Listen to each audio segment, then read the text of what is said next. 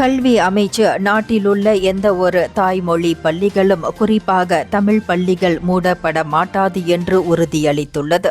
இதுகுறித்து எழுந்த தவறான தகவல்களை தெள்ளத் தெளிவாக மறுத்தும் அமைச்சு அறிவிப்பை வெளியிட்டுள்ளது.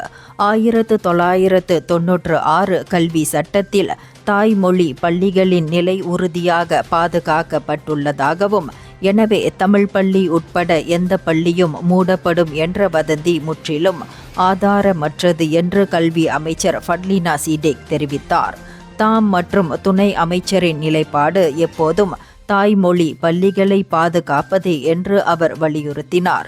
மக்கள் உறுதிப்படுத்தப்படாத தகவல்களை நம்பாமல் எந்த சந்தேகம் இருந்தாலும் அதிகாரப்பூர்வ தரப்புகளிடம் விசாரிக்க வேண்டும் எனவும் அவர் அறிவுறுத்தினார்.